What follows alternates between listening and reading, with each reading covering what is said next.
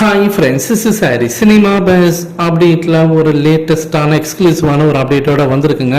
சில பேருக்கு இது ஷாக்கிங் அப்டேட்டாக இருக்கும், சில பேருக்கு இது எக்ஸைட்டிங்கான ஒரு அப்டேட்டாகவும் இருக்குங்க. ஆனால் இப்போ வந்து லேட்டஸ்டான அப்டேட் என்னென்னா, ஒரு மூத்த பத்திரிகையாளர் சுபேர் அவர்கள் பற்றினாங்க சமீபத்தில் ஒரு யூடியூப் சேனல் வந்து பேட்டி கொடுக்குறாரு. ஸோ அவர் என்ன சொல்கிறாருன்னா, தலைவர் 171வது படம் லோகேஷ் கனகராஜோட படம் நம்ம எல்லாருக்குமே தெரியுமா. அடுத்த படம் வந்து ரஜினி சார் வந்து அவர் கூட தான் கூட்டணி வைக்க போறாரு.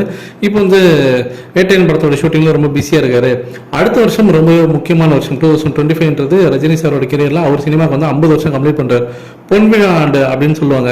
அப்படி இருக்கும்போது அந்த வருஷத்தை வந்து ஒரு மிகப்பெரிய சக்சஸ் படத்தை கொடுக்கணும் தான் எல்லாருமே விரும்புவாங்க. 50 வருஷம் சன் பிக்சர்ஸும் பார்த்தீங்கன்னா அதை வச்சு பெருசாக கல்லா காட்டணும் அப்படின்ற மாதிரி தான் எதிர்பார்க்குறாங்க. ஆனால் அவங்க சேஃபர் சைடுக்கு என்ன யோசிக்கிறாங்கன்னா, லோகேஷ் கனகராஜோடைய முந்தைய படமான லியோ படம் மரண அடி வாங்கியிருக்கு விமர்சன ரீதியாக. ஏகப்பட்ட குளறுபடிகள் படத்தோடைய விமர்சனம்னு எடுத்து பார்த்தாக்கா லாஜிக்கல் பார்க்கும்போது. அதே சமயம் வசூலும் பார்த்தீங்கன்னா பெருசாக வந்து அவங்க எதிர்பார்த்த 1000 கோடிலாம் வரலாம். ஜெயிலர் படத்தோடைய வசூலே அவங்க தொடரல அப்படின்ற மாதிரி சொல்கிறாங்க. ஏன் ஜெயிலர் படத்தோட செகண்ட் பார்ட்டை நம்ம வந்து அடுத்த வருஷம் ரஜினி சாரோட பொன்விழா ஆண்டுக்கு அதை நம்ம ரிலீஸ் பண்ணக்கூடாது?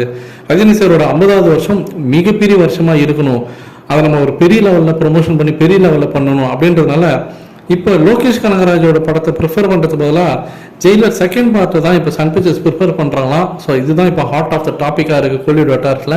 இதை தான் அந்த மூத்த பத்திரிகையாளரும் வந்து பேசியிருக்காரு. என்ன காரணம்ன்றது சீரியஸாக தெரியல, எனக்கும் தெரியல. அவர் சொல்லியிருக்காரு, அவருக்கு வந்து டீட்டெயிலாக அவர் சொல்லலை.